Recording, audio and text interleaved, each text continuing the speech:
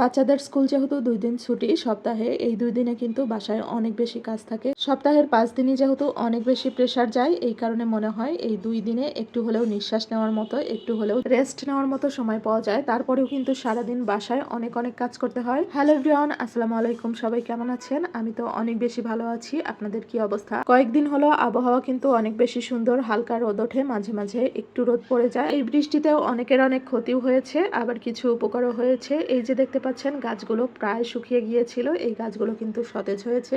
তো যাই হোক, আমরা কিন্তু সকালবেলা ঘুম থেকে উঠে একটু ডিম ভাজির সাথে পরোটা করে খেয়েছিলাম। আর এখানে 4টা ডিম আমি ভেজে নিয়েছি, পেঁয়াজ কাঁচামরিচ ভালো করে ডলে নিয়ে লবণ দিয়ে। তারপরে 4টা ডিম এভাবে একেবারে প্যানের ভিতরে দিয়ে দিয়েছি। আলাদা আলাদাভাবে ভাজতে গেলে অনেক বেশি টাইম লাগতো।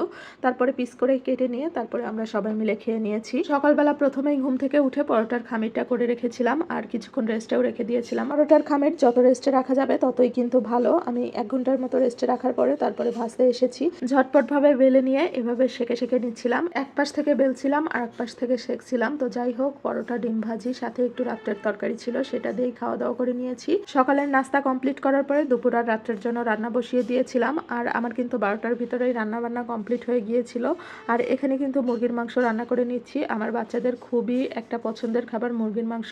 গতকাল সন্ধ্যাবেলায় ঝাল ছাড়া রোস্ট আর একটুখানি পোলাও রান্না করেছিলাম বাচ্চাদের জন্যই আর কি। আমার তেমন একটা রোস্ট পছন্দ না, ঝাল ছাড়াটা, আর একটু যদি ঝাল দেওয়া হয় সেটা আমি খুব মজা করে খেতে পারি। তো যাই হোক, এখানে কিন্তু মুরগির মাংস রসুন দিয়ে ভালো করে কষিয়ে নিয়ে রান্না করে নিয়েছি, একটু ঝোলের পানি দিয়ে একটু ঝোল ঝোল রেখে দিয়েছি।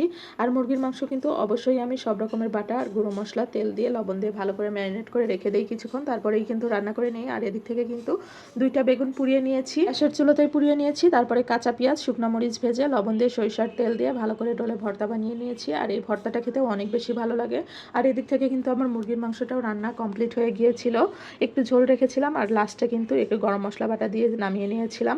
আর দুপুরের পরে কিন্তু আমরা একটু নার্সারিতে হাঁটতে বের হয়েছিলাম। ইদানিং গাছ কিনতে আমার খুবই মন চাচ্ছিল, যে বারান্দাটা একদমই খালি খালি লাগছিল। কয়েকটা গাছ কিনে নিয়ে এসে বারান্দায় রাখি, যেহেতু বাড়িতে গিয়েছিলাম। বাড়ি থেকে এসে দেখি পানির অভাবে আবার রোদে শুকিয়ে গাছগুলো শুকিয়ে গেছে একদম। তো যাই হোক, এই ফুলটা অনেক বেশি ভালো লাগছিল। ওটা কি ফুল আমার জানা ছিল না। আর এটা কিন্তু কাটামুকুট ফুল। এর আগে কিন্তু আরো একটা গাছ ছিল পাতাবাহারের মতো, ছোট হার্ট শেপের ফুল ছিল, ওই গাছটাও আমি চিনি না। আর এদিক থেকে প্রজাপতির মতো একটা পাতাবাহার, এটাও বেশ ভালো লাগছিল। তারপরে একটা বেলি ফুল গাছ কিনে নিয়ে আসলাম। আসার সময় কিন্তু মাছের বাজারে গিয়েছিলাম, সেখান থেকে একটা নড়া দেখে রুই মাছ কিনে কেটে নিয়ে আসলাম আর কি। আর সেখান থেকে আসার সময় দেখি একটা ভ্যানালা মামা দাঁড়িয়ে আছে অনেকগুলো গাছ নিয়ে। সেখানে কিছু গাছ পছন্দ হয়েছিল, একটা স্পাইডার প্ল্যান্ট আর একটা মানি প্ল্যান্ট নিয়ে আসছি। সন্ধ্যার আগ মুহূর্তে বাহির থেকে বারান্দা দিয়ে একটু ভিডিও করে নিলাম, যে কেমন দেখা যায় আমার অ্যালোভেরা গাছের পাশে। তো যাই হোক, আজকের ভিডিওটা কেমন লেগেছে আপনাদের কাছে অবশ্যই কিন্তু কমেন্ট করে জানাবেন। আজকে এ পর্যন্তই, দেখা হবে অন্য কোনো ভিডিওতে। আল্লাহ হাফেজ।